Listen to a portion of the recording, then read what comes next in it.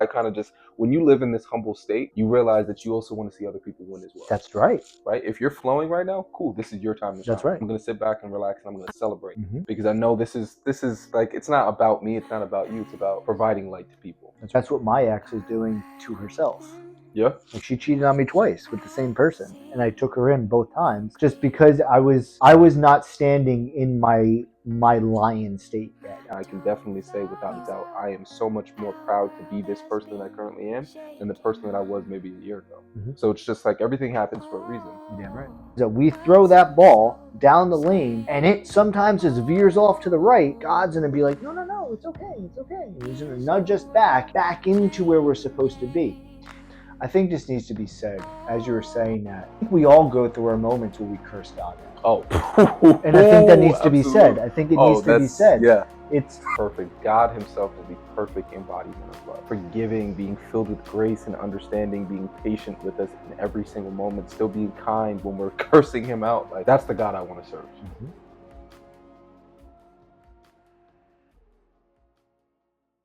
Is this episode 5? Yeah. It was because we recorded episode 4 last week. Yep, and you posted 3. Okay.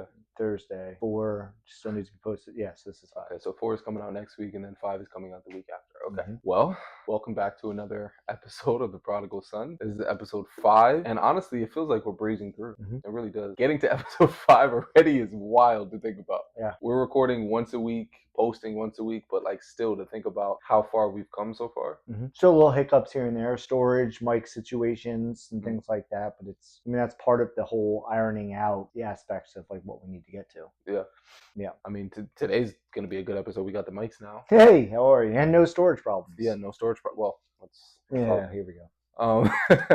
But we figured we would just open up today's episode with a prayer, and then hopefully just allow God to lead us into the conversation, and join us. So, if you'd like to, put your hand on your heart, close your eyes, and just feel the presence of God as the prayer comes in. We appreciate you, and we love you with all of our heart. Allow for ourselves to be open and to receive you at all times, so that we know that we're working in direct accordance with your love. To know that if we make mistakes, that you will not condemn us for it. You will allow us to work through these mistakes to be whole again. Because that's what you're constantly looking for us to be, is whole. But if we look at our mistake as being condemned for doing something wrong all the time, will we ever really be able to liberate ourselves? No. So it's through your grace, it's through your love, it's through your compassion that allows us to go through these challenges, which are mistakes, to know that this is a part of life, that we have to go through these situations in order to get closer to you. We thank you for everything that you have given us thus far, and we will thank you even more to what you give us in the future, because it's all being divinely orchestrated through your compassion, through your love. All we can do is search for you, pray for you,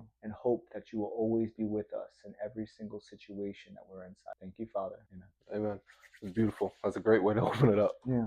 That leads me into my next thing, because I actually want to read a prayer that I had, and I'm not going to read all of it because there's some of it that is still personal, but I want to read a good majority of it, because this is just a testament to God's goodness. If I can pull it up.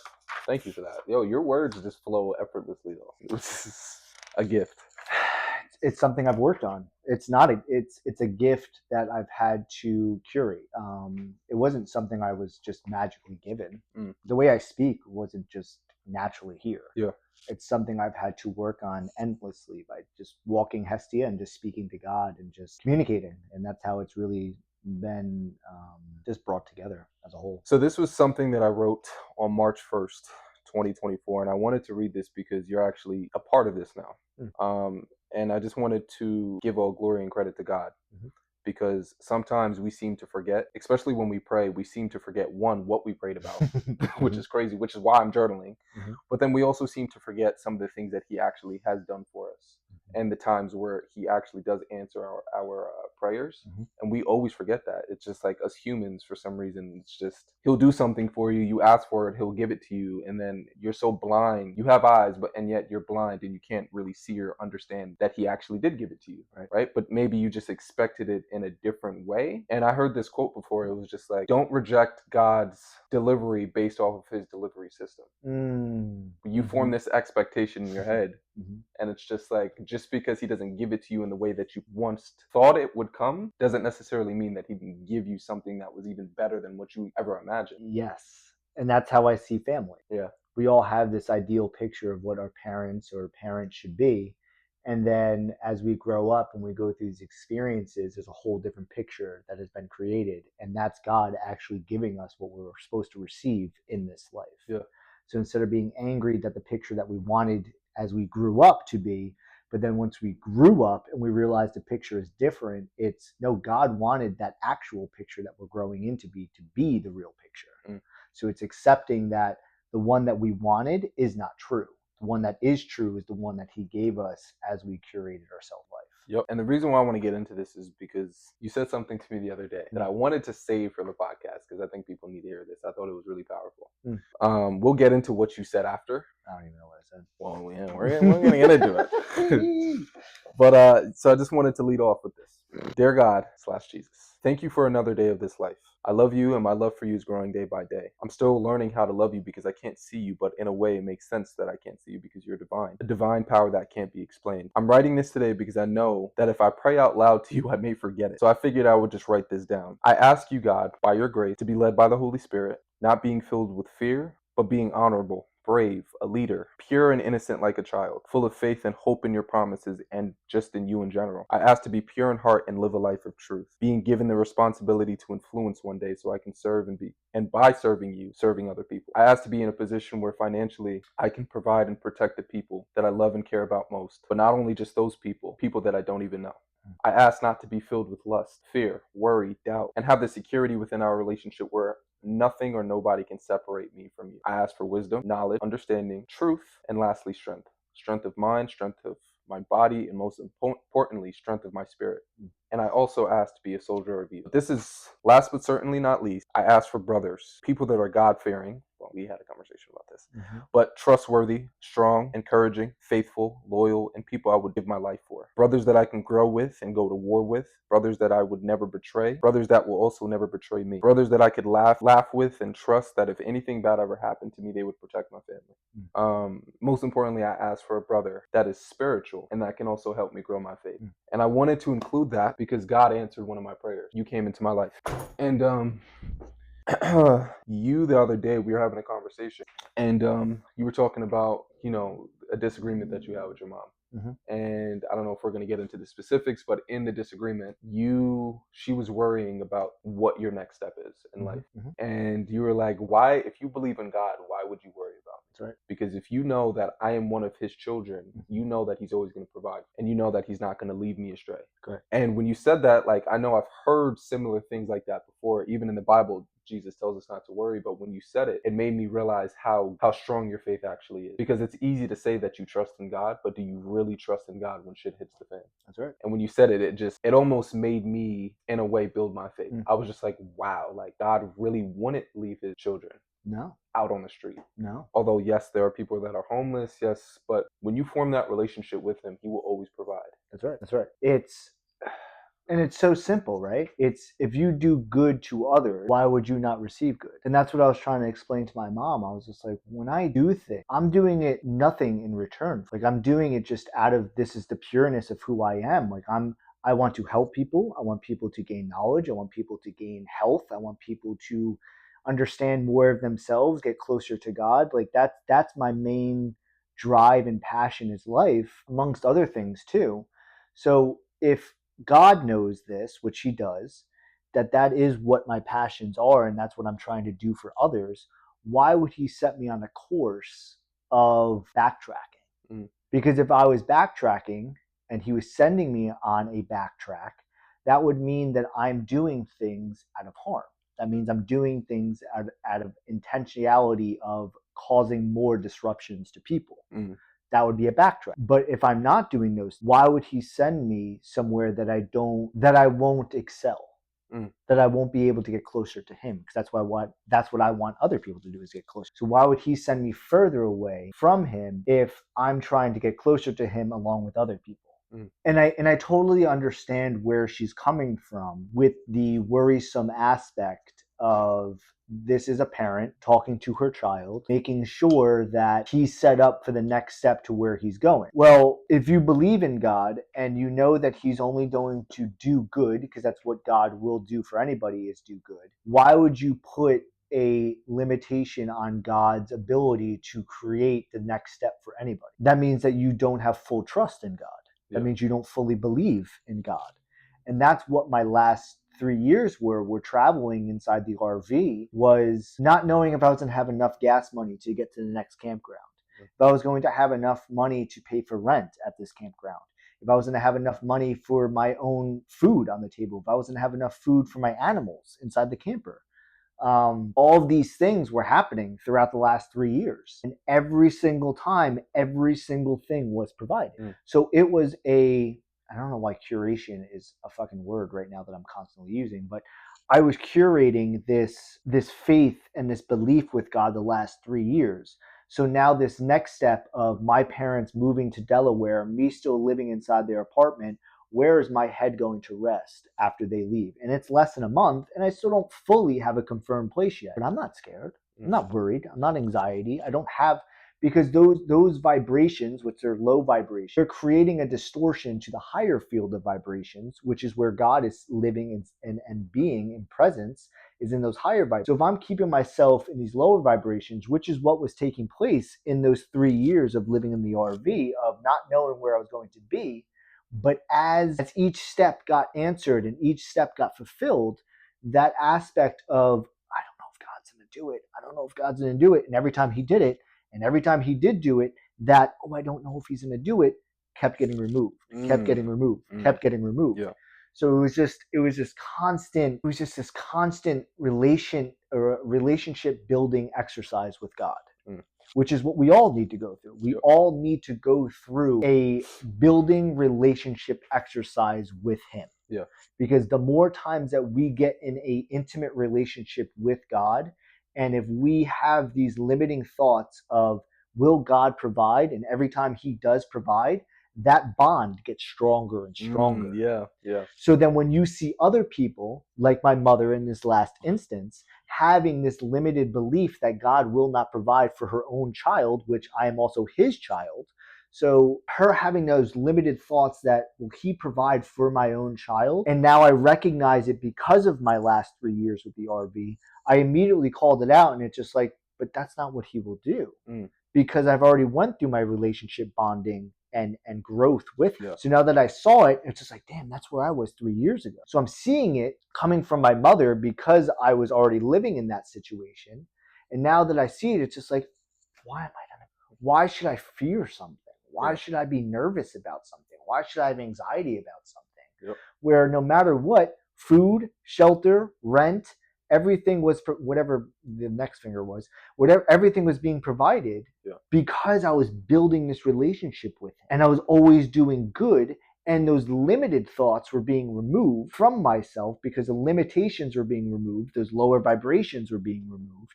So then the solution base of the problems were coming in faster because there was no more low vibrations. So as I was sitting in the higher vibrations, those solutions were coming in faster to the possible problems, but they weren't problems because I was perceiving them as problems.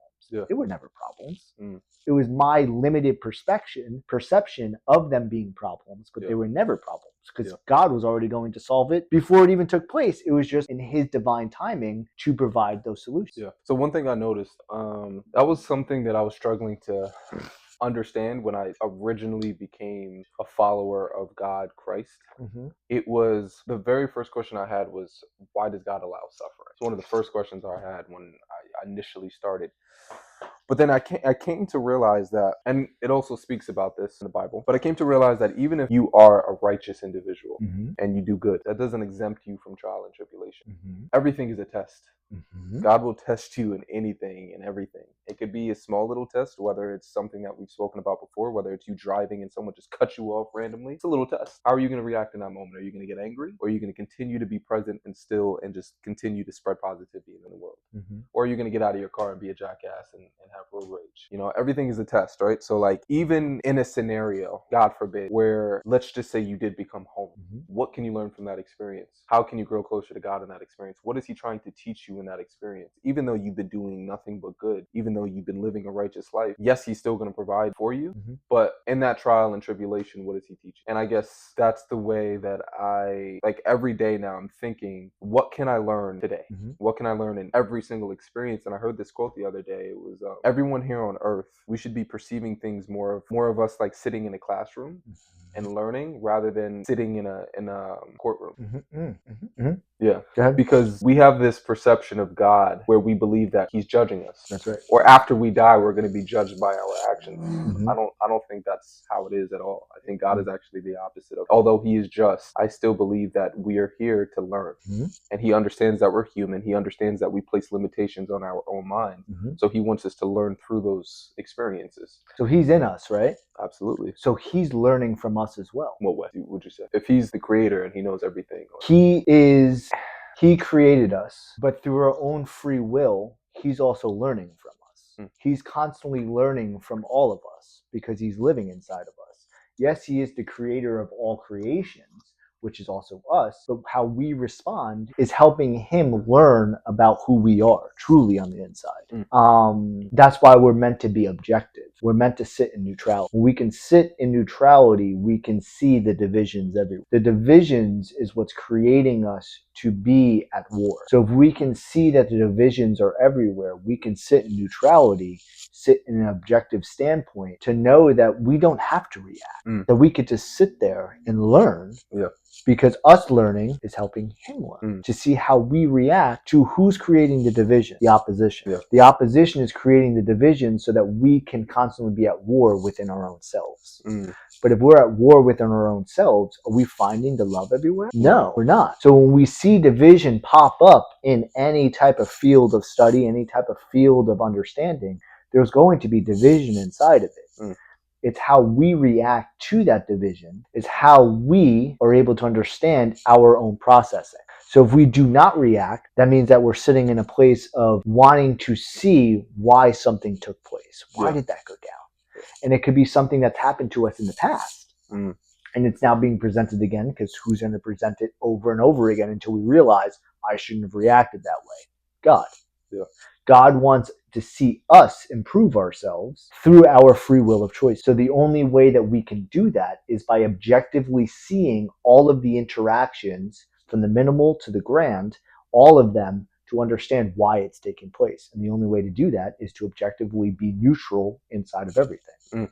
You that conversation we were having, it makes me think about my grandmother because it was an instance, especially during the time of COVID. She was terrified. She's a believer in God. That's all she preaches about, God.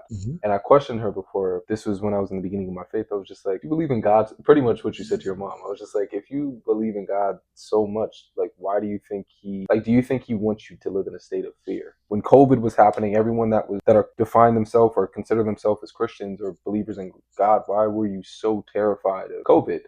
Why are you so afraid of death if you know where you're going afterward? And that's something that I guess I'm still trying to wrap my brain around when it comes to believers of God. Because we know and we understand that it's more of a relationship with God, right? So everything that you said, like those instances of him proving to you that he will always provide for you, you now have that trust. So it makes me question, okay, one of two things pop up in my mind.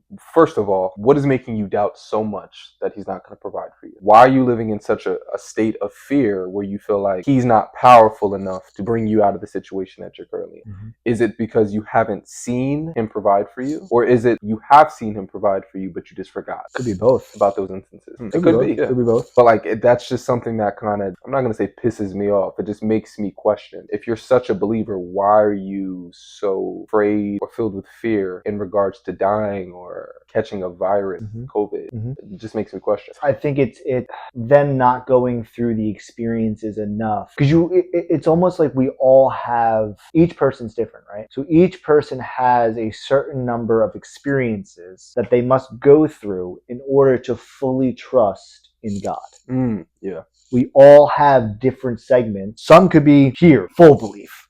Some people could be here, full belief. Some people could be here, full belief. Some have to go so far to then fully believe. And each person has a different set because it's placed through God that they have to go through those experiences to then be like, oh, he is real. Mm. Oh, he is doing that for me. So that's where we have to be then objective and neutral to each person's point to when they fully believe in God. That's a great point. That's a great point. We have to be neutral for them, and the only way we can be neutral for them is by living our truth. And our truth is knowing that God's going to provide in every single circumstance. So by us living that way can help them, because maybe that is their catalyst. That is them hitting that point, be like, oh shit, Dylan and Brian is living so authentically that they know God's going to provide. And then by them seeing us live that way could be their breaking point to be like, oh man, God will provide. Yeah. We are the creator of our reality. That is what Christ is saying. Yes. So if we believe that God is going to judge us, well, guess what? You're creating the reality where God's going to judge you. You created that. Yes. But will God actually, is God actually judging us? Yeah. No.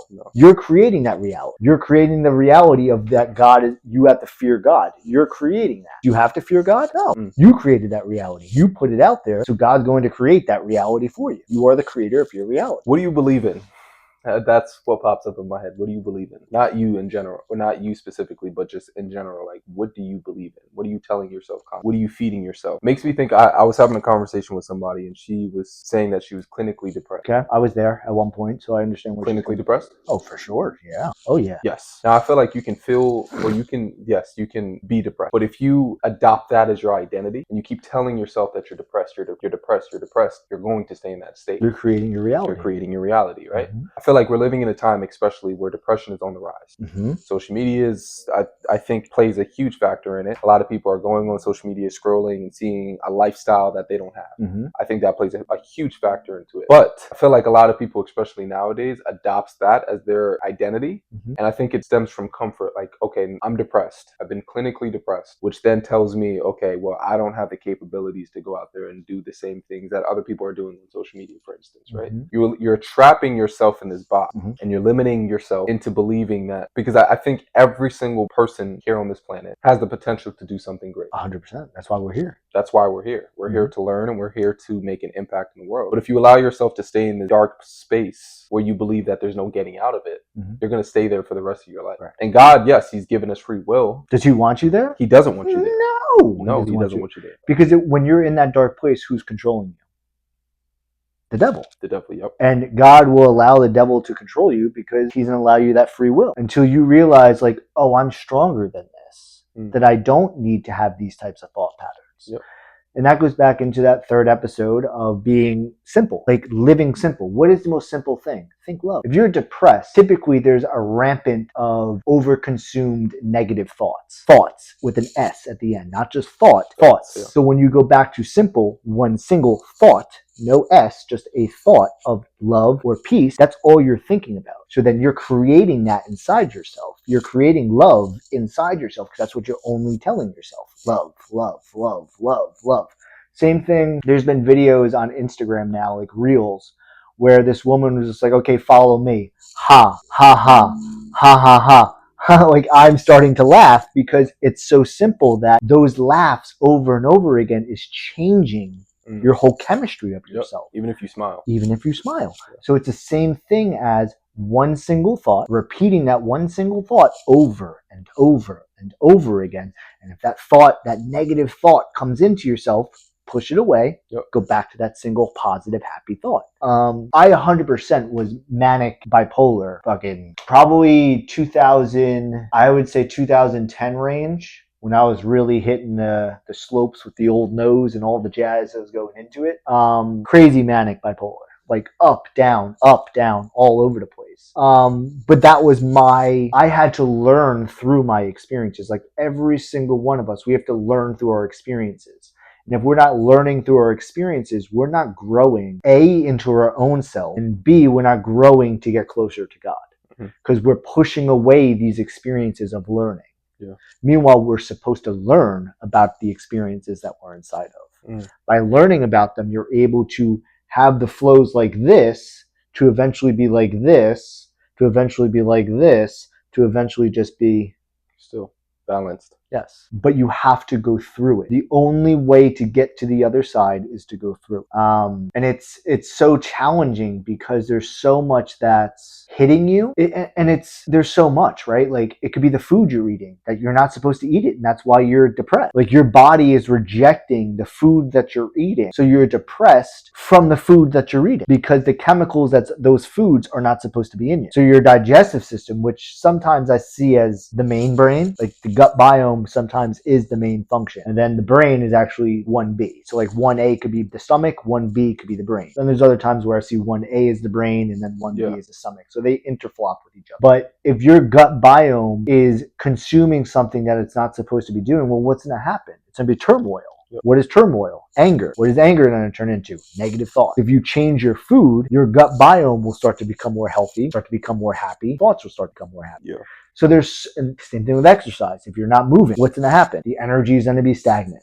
You're not putting yourself into effort. You're not going out there and trying to give yourself more energy. But once you do start doing it, wow, you're like, oh shit, I feel better because I'm exerting myself. I'm starting to sweat. I'm starting to put my body into motion. So then your thoughts will start to become better. There's so many different elemental factors to who we are as beings, but who created us to be like God did. So we have to go through our trials and errors. We have to go through our trials and tribulations. We have to go through our learning experiences. They're all synonyms to each other. We have to go through these in order to find the balance of who you are, to find the balance of who I am, to find the balance of who you are. And the only way to do that is to experience the experiences and learning through those experiences to bring them into yourself. Yep. And the light will always overcome the dark. Even a small little instance, and you kind of touched on it. Even today, I was walking my dog, and I saw this person as I was walking. And although she was already smiling, I smiled at her, cool. But like when she saw that I smiled at her, her smile like brightened even more. But it made me think about, like, imagine a person that's tense. They walk into a room, they're really tense. Maybe they're angry, or maybe they're kind of just like they have this. That's their defense mechanism. Like they're closed off. They're closed off. They're protecting themselves. And you walk into a room and you're full of energy, full of love, full of light, and you look at that person and you smile. Guarantee that person is gonna let their guards down just a tad bit. Even if it's just a tad bit, maybe they'll smile back at you, whatever it is. That small little instance of you smiling at that person or treating that person with kindness, it's always going to overcome those dark thoughts or that darkness or whatever it is. The light will always overcome it. I mean, how is darkness created? Through light. Yeah. It's the only way. Darkness can only be created through light. Yeah. It's the only way. Yeah. So when you start to realize that darkness is created through light, well, if you're more sitting in the light, that means the darkness is going to be extinguished. That it's not going to be this over-consuming sensation of light. Because as you step further away from darkness and you step further into the light, you start to find it's the same thing as low vibrations to high vibrations. Yes, there's a lot of learning in these low vibrations. It's teaching you that this is not where you're supposed to be. The darkness is not where you're supposed to be. Yes, you learn from it. From those teachings, it brings you up to the higher vibrations, into the light more, so that you realize that this is where I belong, this is where I'm supposed to stay. When you're living up here, you're providing light to other people in their darkness. So then by being up here and being in the light, you're showing others like, hey, you don't have to be in the darkness. That's not where you have to be. You can be somewhere else. It's you have to create your own reality. You have to be able to realize I can be up here too, but I don't have to be down here. But you have to realize that it's being down here that teaches you that you need to be up here. It's hard, right? It's very difficult to live in these lower vibrational states. And I believe we all must be inside the darkness at some point. Same thing as how I was saying before, like it could be 12 times until you realize, oh, God's real. Could be 50 times until you realize, oh, God's real. Same thing with the depth of the darkness. Each person's depth of darkness is different to each individual. So us being able to accept each person to where their depth of darkness is, either shallow or super deep, doesn't make a difference because you were once inside the darkness and so was I. So that's that commonality of love, to realize, like, I don't care how deep your dark, I don't care how shallow your darkness was, you're now being with me in the light, which is where we all belong. So accepting each other to wherever we are inside of our closeness to God is how we can see each other for who we are. Well said. Yeah. I kind of just went deep in thought while you were talking. I saw it. When you were talking about darkness, I was literally just thinking about my darkest time. Yeah, for some reason, like there was just images of it just popping up in my mind, which I've spoken about already. But you're absolutely right. Like sometimes, yeah, you really do have to hit rock bottom. You got to experience that darkness in order to know that there is light. And again, when you're living in darkness your entire life, sometimes you find comfort in it. Like what? That's where I was. You find comfort in it, but there's this, what's the word I'm looking for? Like you find comfort, but you know you're not supposed to be there. Correct. And it's so funny because when the light is introduced to you, it's enticing. You're kind of like, oh, what is that over there? And you walk toward it, and I've spoken about this before, but like you walk toward it, and the closer you get, the more uncomfortable you become. You're so accustomed to being in the dark. You're so accustomed to having the devil in your ear. It's all you hear on a day-to-day basis, negative thoughts. All that's going on up here. So then when you make that switch and that change where you're trying to replace those negative thoughts with positive thoughts, and when you try to set your mind on God in that high vibrational state, it's almost just like, whoa, I'm not supposed to be. Like, I know I'm supposed to be there, but it feels like, I've been so accustomed to the darkness. This is where I belong. I'm not worthy of that light. Right? So it's kind of just, it's one of those like weird things because that's just the duality of life. Light versus dark, right? And I feel like most people in this generation especially are living in the dark. Yes. In so many different ways. And it's because of the lack of understanding to the unseen realm. Yeah. We're such a seen type of culture that we have to see the physical presence to believe. That's why we're living so much in the darkness. Instant gratification as well. Same thing. Everything, yeah. You need to see it to believe it. Yeah. Instant gratification. Yeah. You need to see it to know it to be true. Because we're not taught that it's the unseen realms that's actually created. Everything comes from spirit. What is spirit? Spirit's the unseen. That phone, the computer, whatever, this room, this building, everything that we see came from spirit at some point in time. Everything. Even something, because I know there's people that are atheists, people that don't believe in God at all. But they believe in something. They believe in something, yes. And that they just, so it's the same thing. People don't like saying God, right? That's fine. You can say universe. Who created the universe? God. So it doesn't matter what you say it is. Do you believe in a higher power? Great, so do I. Yeah. You put a connotation to it, I put a connotation to it. Do you believe that something is there for us, this benevolent figure, something that wants to care for us? Even though you may think there is nothing there, but you know, like atheists don't believe in God, right? But they have a belief in something. So what is that something? That something is the eternalness. That something is the all-encompassing. That something is something. Even though they don't want to put the name on it because there's a bad taste. The same thing that people have gone into the church and then they've had horrible religious experiences. So then they're just like, fuck God, fuck God, fuck God. And it's just like, okay, cool, but there still is something there. So people who are atheists usually come from some type of religious background that has given them the bad taste of this all-encompassing figure. So then you have to take a step back and it's just like, okay, you can dislike religion. That's perfectly fine. But what is above that? That's not the figure that's above that. Doesn't want you feeling hate, doesn't want you feeling displeasure. The thing that gave you displeasure is that construct of the religious dogmatic ways. That's what's giving you the displeasure. That's not God giving you the displeasure. That's the people that was inside that structure that gave you the displeasure. So once you start to question where is this displeasure coming from, that's when you can realize it was man, it was flesh that was creating this displeasure. It wasn't spirit that was creating this displeasure. Spirit wants you to be whole. Spirit wants you to be loved. Spirit wants you to be filled with all of this joy. But because of what flesh has done inside of these constructs of a building, they've decided to say, nope, you can't believe in this whole thing of everything is God.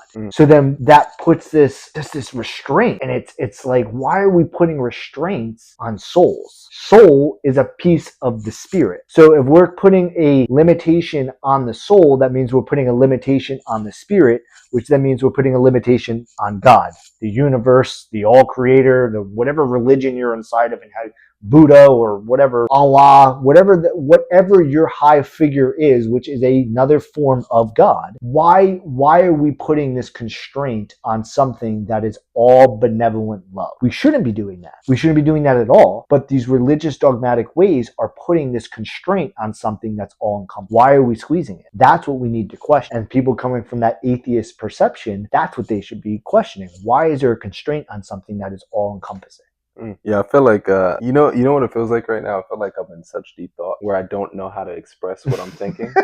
You know what I mean? I'm in a flow state, so Yeah, you seem like it. I That's why said I'm that kind of just sitting before. back. Yeah, I said it before we even came here. I was just like, yeah, I'm rolling yeah. like on different fucking formats right now, There's days where I feel like I'm in a flow state. Right now is just it feels like I'm in a flow state in my mind. which is cool. Yeah, maybe I'm just thinking. And now it's raining. Now it's just like, oh damn, this is a little depressing. No, it's beautiful. It is beautiful. I was just telling you, it's my favorite. But what did I tell you before this? I said anytime we experience rain, I become deep in thought. It's the conversation that we're having, but maybe it's just the mood. I'm thinking about everything that you're saying. I'm processing everything, but I'm also just thinking about like those dark moments or like some of the thoughts that I maybe haven't visited in a while. So it's kind of just like, and you have to revisit that's a part of the revision, yeah, right? Like, say when you're typing an essay on the computer and you write 4 paragraphs and you don't go back to check the red squiggly line because you spelt it wrong, right? Like, you're in a flow state and you just want to get all these words out, and then when you get down to that 3rd paragraph and you're like, okay, let me go back up to the paragraphs and see what I wrote. That's a part of that revision of removing those negative thoughts, those negative experiences, because we have to rewrite it, right? Like, it's on us. We have to rewrite our story. God can, and I gave this analogy to somebody else. Think of bowling, right? The bumpers that come up. That's God. That's God providing the bumpers for us to hit a strike. This is a bar. He's giving us the bumpers. He is the bumper. So we're trying to get a strike every single time, which is just being in love consistent. But there's times that we throw that ball down the lane and it sometimes just veers off to the right. God's going to be like, no, it's okay. It's okay. And he's going to nudge us back into where we're supposed to be. But if we reject his bumper, guess what? You're going to get a gutter ball.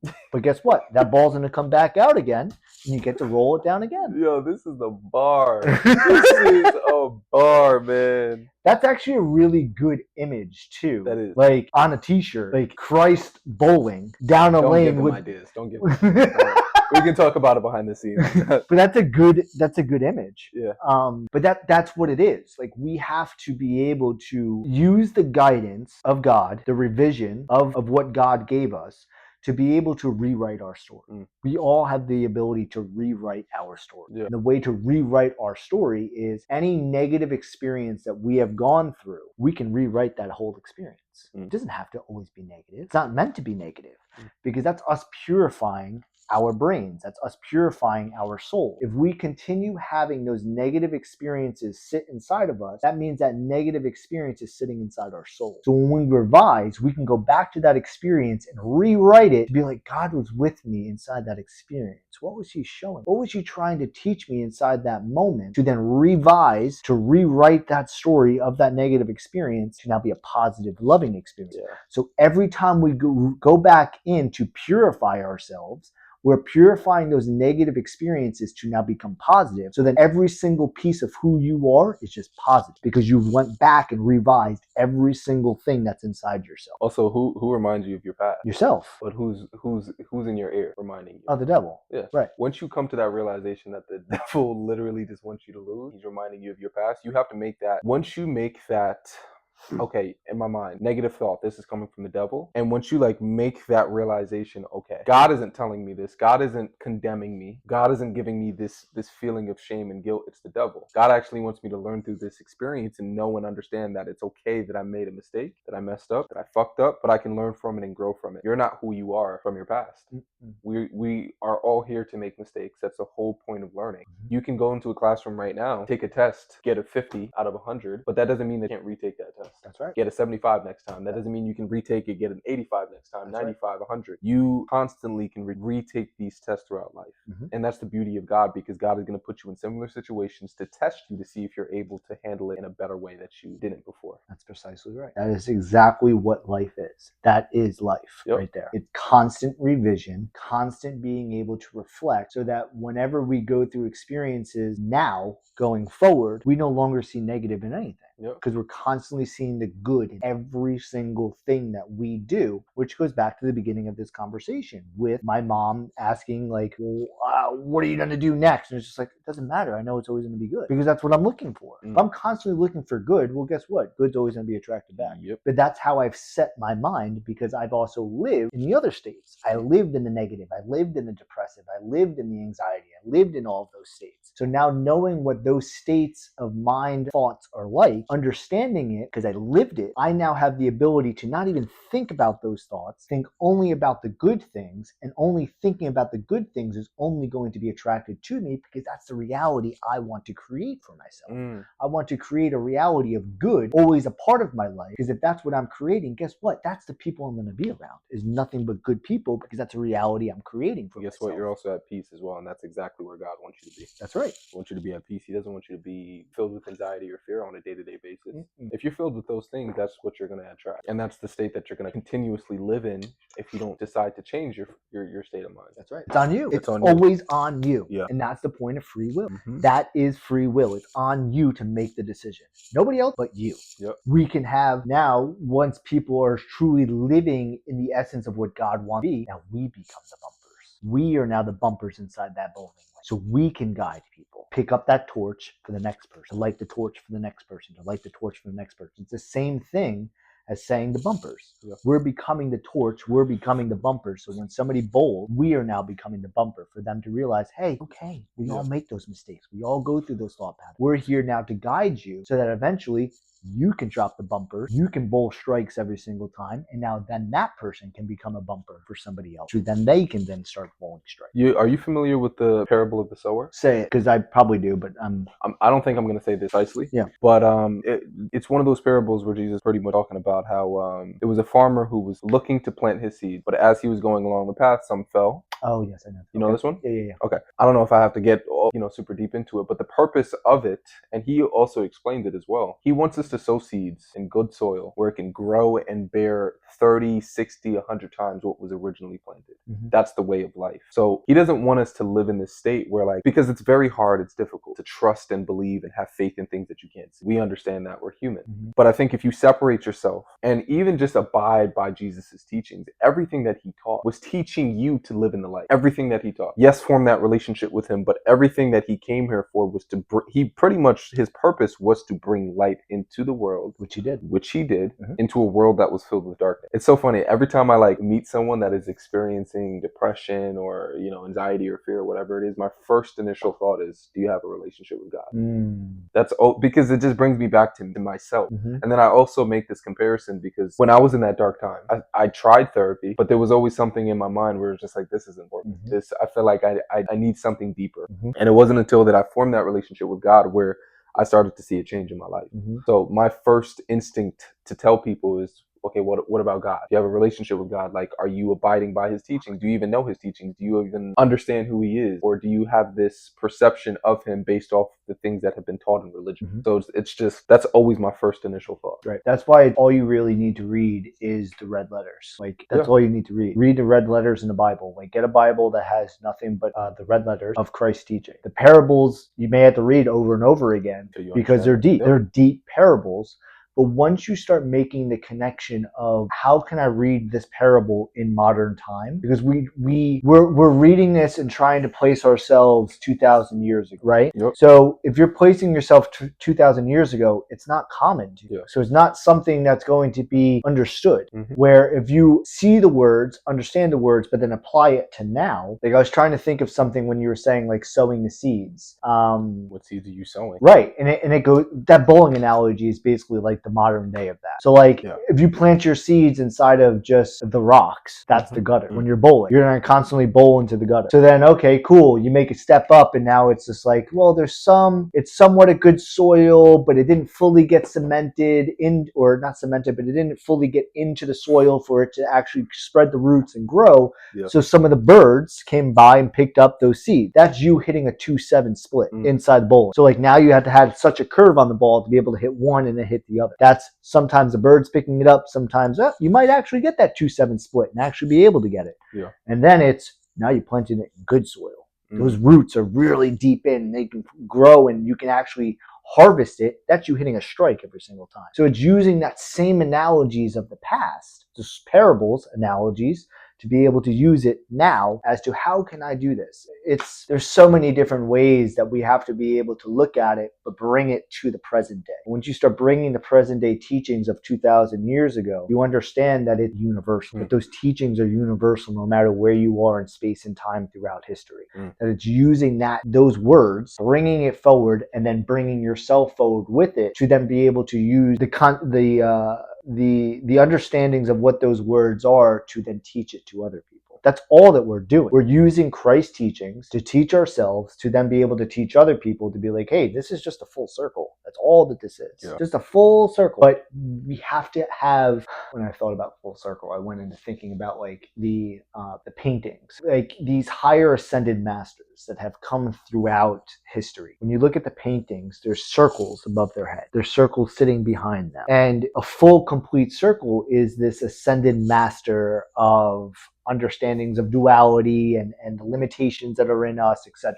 Yeah. There's multiple people that are like that, and there's paintings with those circles behind their head. How did they get to those full circles? Well, before it, think of a circle, and then there's cuts inside of it and different angles. And then within those angles, there's darkness sitting inside those little fucking spots. So the only way to get to the full circle is you have to go into your own darkness. Once you go into your own darkness, guess what? That circle now becomes spread out, becomes more spread out until it's a full circle without any type of angle sitting inside of it with any type of darkness.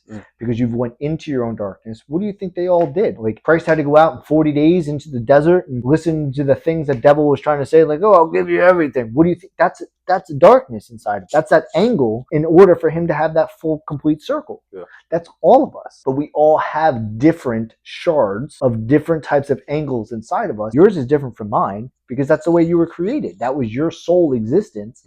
You needed to have those different angles of darkness inside of you.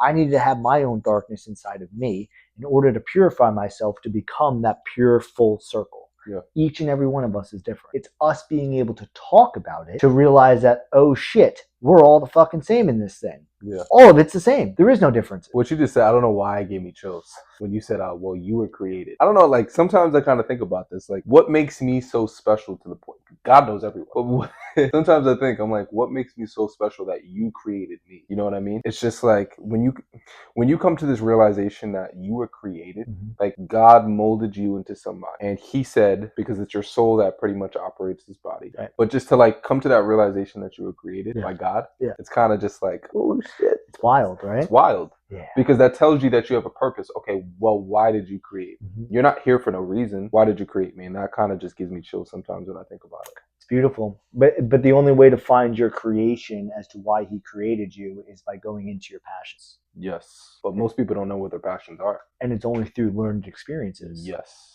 Yeah. That's why it's all about learning experiences. Yeah. It's going through life and knowing that every single thing that we've ventured into was for a reason. And that reason was for us to realize God created me for a reason. There's a lot of content in this one. You killed it, by the way. I think you carried this one. It was just coming out of me. Yeah.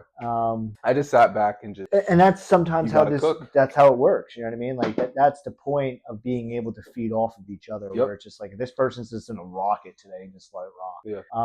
You must increase, I must decrease. It was just something that I thought about with John the Baptist. Interesting. Yeah. Interesting. Somebody came up to him and they were like, "Oh, you don't see Jesus, baptizing all these people." He was just like, "Yeah, that's his purpose. He must increase in this moment. I must decrease." Right. He's the priority in this moment. Yeah. That's what I always. And that's how we should look at each other. Yeah. Like this person needs to take the reins. Yeah. This person, let them go. It's and then there's other times, flip. Yeah. It's not always going to be you. That's why I kind of just, when you live in this humble state, you realize that you also want to see other people win as well. That's right. Right. If you're flowing right now, cool. This is your time to shine. That's right. I'm going to sit back and relax and I'm going to celebrate. Because I know this is like, it's not about me. It's not about you. It's about providing light to people. That's right. For sure. And that's dropping that ego. It is dropping that ego because people want to be in the limelight all the time. You want to be glorified. You want people to look at you in a positive way. So it's kind of just like, I don't want that. Right. That's what the influence. That's what they want. Oh, how can I look good in front of the camera? How can people, what can I do to impress people? It's just like, you're not perfect. That's right. Why do you only showcase the positive but not the negative? There was a video I saw recently. This person's like an influencer with food. So like they go to restaurants and shit like that. And the video stayed rolling after like they showed their thing into the food and like, oh, look at this. And then the camera stayed rolling afterwards. And then that person's face just got super depressed. Yes. Because it came back and it was just like, I just did what I had to do. Yeah. Yeah. Oh my God, look at this food. Look how great it is. Oh my God. And then the camera came off and they're just like, yes. That's what your life has become because you have no purpose. Your purpose is for food. Yep. What the fuck is that? What the fuck is that? What great, it's food. Yeah. Wonderful. Like I would rather cook my own food than going out to restaurants. Yeah. Because I know where the food is coming from. Yeah. It's just in episode 3. We were talking about that. Yeah. You know, anywhere you are, you're filming yourself for the camera, but then after you drop that phone, you're kind of just in this depressed state, or that state that you were just describing. Yeah, it's upsetting. It really is upsetting to see what people have equated to what happiness is. Happiness is having a light on myself showing this food, but then once that light's off and the food is gone, do you have anything? Right. There's a difference between happiness and joy. Yeah. Joy doesn't leave you, happiness does. Joy is eternal. Joy is eternal. Happiness is temporary. So you can put a 5-course meal in front of me. I might be happy in the moment because I am hungry. Right. But that happiness is gonna soon after maybe 20 minutes, 30 minutes, maybe even less. Like it's gonna go away at some point. So it's just like, it also comes back to idolizing and valuing things. Those people idolize and value validation. Once you strip it away from them, they're unhappy. They don't understand what joy is like. Joy is eternal, right?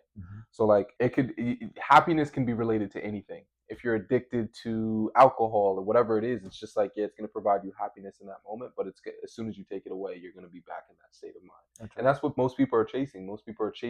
It kind of just makes me think. It's all about perception. Peel the layer back a little bit. Most people don't want to live in the dark at all. You might find yourself being comfortable in the dark, but nobody wants to live in the dark. Why do you think people are addicted to alcohol? Why do you think people are maybe even addicted to porn or drugs or whatever it is? It's because you're seeking that dopamine feeling. Yes. That feeling of being happy, because you no longer want to be in that dark and depressing place.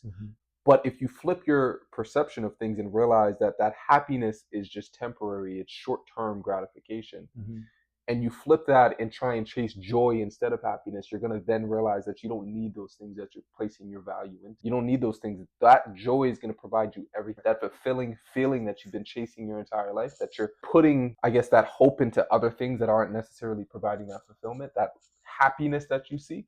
Guess what? That joy that you haven't necessarily obtained yet, that will give you all of the fulfillment that you need. And I think that's why you need to start a relationship with God, because he's going to provide you that joy. He's going to at least teach you how to obtain that. And that's what we're showing people in this podcast, is that we're showing them that you can now start to discern what happiness is and what joy is. So when people are now looking at influencers on social media and you're seeing them in these happy states, it's just like, is that the person I want to follow? Yeah. I want to follow people that are joyful. And that's what we're providing to these people, is for them to realize that these people on other social media platforms are only in happy states, not in joyful states. So we're supplying them to be able to discern what is the truth and what is not, what is authentic and what is inauthentic. Yes. That's what we're providing these people. The grass is not always greener on the other side. That's right.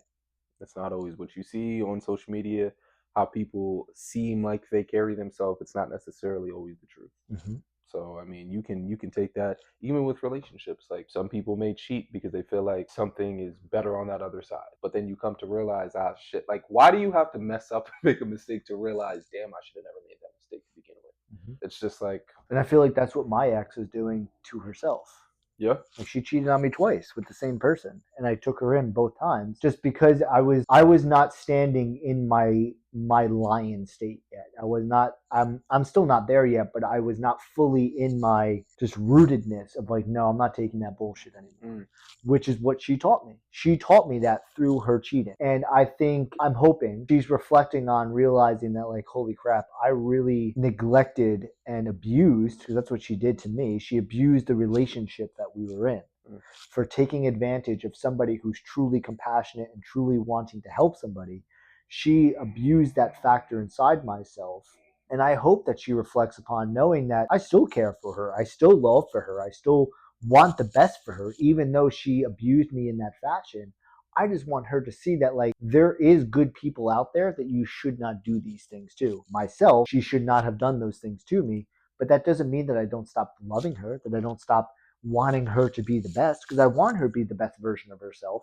And maybe through the experience of her cheating on me will excel her to now become the best version of herself. Yep. So like I'm happy to be a part of that experience for her if that's what she needed to become full, because I needed that to take place for myself to start to become full. So like thank you for cheating on me. Thank you for abusing my compassionate side of myself, because without it I wouldn't be becoming the full version of myself. So thank you. Like thank you for all of it. And I think that's the only way, like how we go back to before, how we can't view experiences as negative. We have to see the experiences as positive. When it took place and after we broke up and we split apart, was I negatively filled inside myself? Absolutely I was.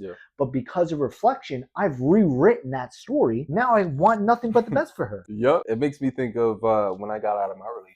As soon as and this was before I found God. Initially, when I got out, I was filled with so much anger and I had all of these dark thoughts. But then I started to realize, and God taught me this, but I started to realize that when you change the perception, when you start to reflect and look at the things that are positive, the things that you should actually be grateful for. And when you look at it from just a broader perspective, you learn to appreciate that person even more because they help direct you on the path that you're actually on right now. And I've said this before, would I be sitting here right now if none of that happened? Absolutely not. Likewise for myself.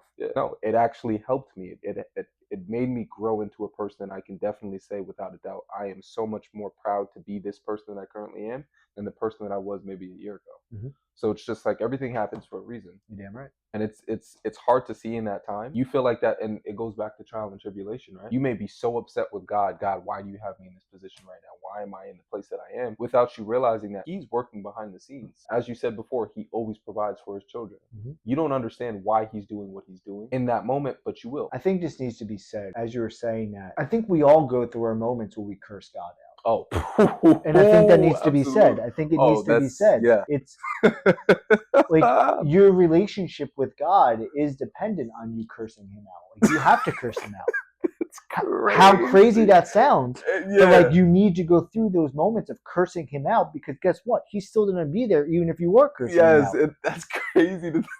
It is, but like, and I think it needs to be said. No, because I've done it. Right. That's why I'm laughing. Right, and likewise for myself. Like I've cursed him out numerous times over. And like cursing him out, and then being like, God, I love you, and then going through another experience and cursing him out, and then finding love again, and then cursing him out, and then like it was this back and forth ping pong match of cursing him out, loving him, back and forth, until I realized, like, wait, why am I constantly cursing him out? There's no point to it. And then you hit that point, it's just like, no, God just love. God is awesome. So like I'm never gonna curse him out again because I had to go through those cursing moments. You have to go through the low vibrations to know the high vibrations. You have to curse him out to realize you're not supposed to curse him out. Yo, that is the realest thing I've heard all day today, because we've all done it. Every single one of us has. Yeah, that is so funny, bro. You have to. Yeah, it reminds me of an experience.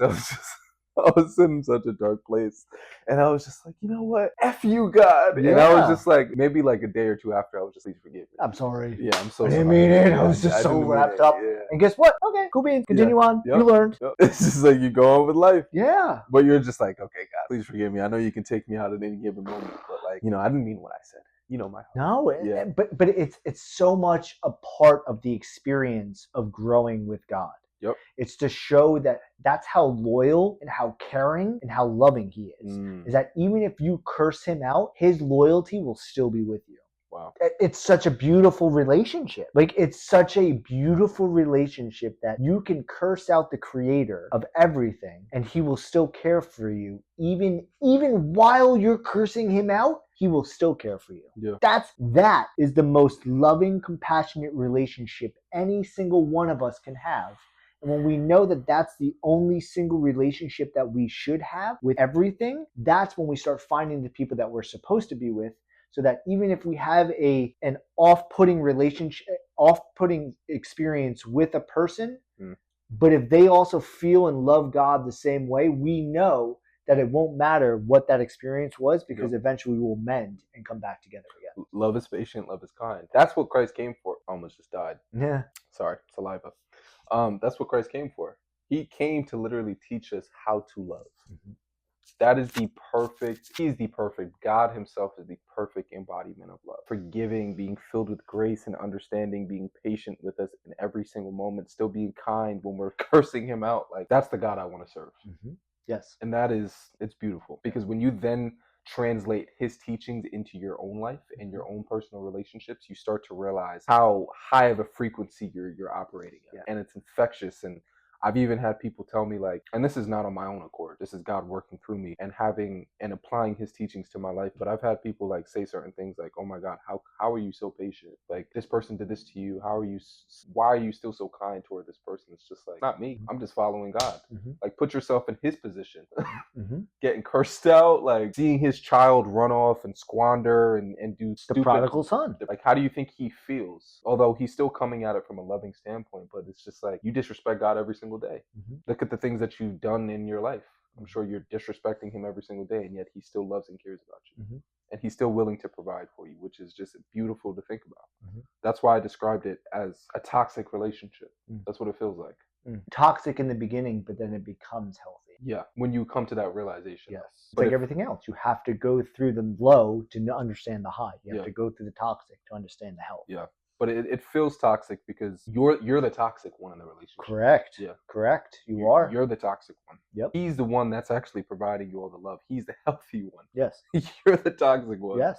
Yes. Right? Yes. No, it's 100% true. It's we are the creator of our reality. Yeah. So I am the toxic one in this relationship, and God is providing the toxicity in my life because that's what I want to create. It's like you telling a girl that you don't want to further the relationship, but then you call her at 3 a.m.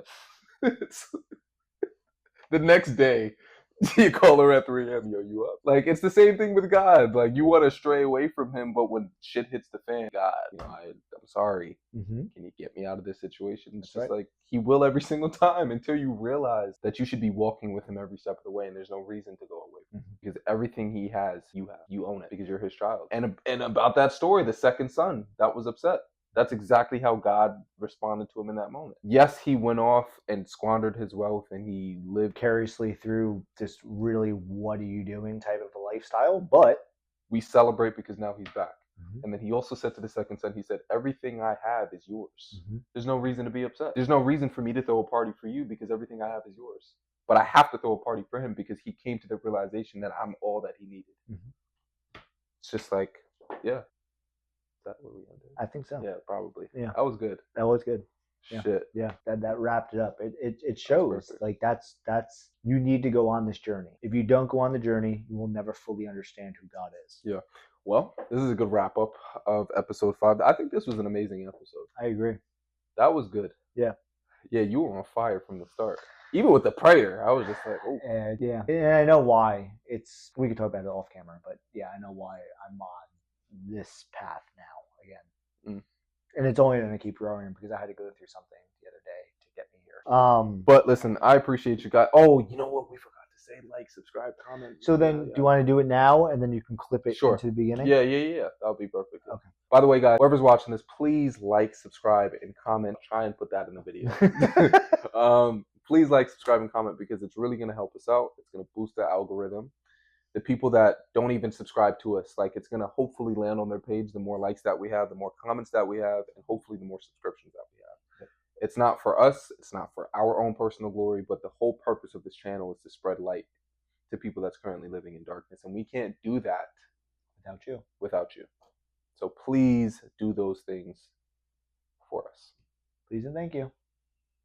That's perfect. So thank you guys again for tuning in today to thank you guys again for tuning in to today's episode. I've been hearing some complaints about podcasts are too long. Really long. Not from everyone, but from a few people. So today we decided to cut it short a little bit. If you made it to the end, thank you. I appreciate it. If you didn't, I feel sorry for you because I feel like you missed out on a lot of good conversation. Yeah. The way that we ended, that was good. Yeah, that was good. We was bouncing off of one another. Yeah. But even so, like, to that, if you're saying it's long, where do you think we're getting our content from? We're getting our content from the length. That's how we're getting our clips. So you may see it as a negative, but in my eyes, I'm seeing it as a positive because it's allowing us to get more clips throughout our episode. So even though you don't want to watch the whole thing, I don't really care if you do or you don't, but like we're getting clips from that. Also, wouldn't you also agree that that's a testament to our relationship? If we can have a conversation for 2 hours long without even planning what we're going to discuss. Isn't that a testament to show how good God is and Right. how he's speaking through us? Correct. Maybe that's because they're upset that they can't do something like that. Maybe. And that's why they're upset. They're like, well, why is it 2 hours? Why is it doing that? I can't do that. Yeah. So then stop doing it for 2 hours. And I'm sorry. Like, what? yeah, Like, and please, I hope this doesn't come off as arrogant or conceited or whatever. But like, I've even had my mom even asked me. She was just like, "You guys, like, how do you plan the topics and how do you plan the discussions? We don't. We just go into it." that's the point of God. Yep. That is the point of God. You flow. Here it is. Holy Spirit just speaks. Mhm. Yeah. Well, again, I appreciate you guys Yeah. went on a little rant. Yeah. That wasn't to be rude or anything like that. That was just, once again, flipping a negative into a positive. Like, even though you're saying it's a long thing, but from that long thing, we're receiving a shit ton of content because of that. So I'm going to see it from a positive every time. I'm not going to see us talking for 2 hours as a negative. I'm going to see it as like, no, we're getting more content out of this. So thank you. Yeah. Thank you guys so much. And we're out.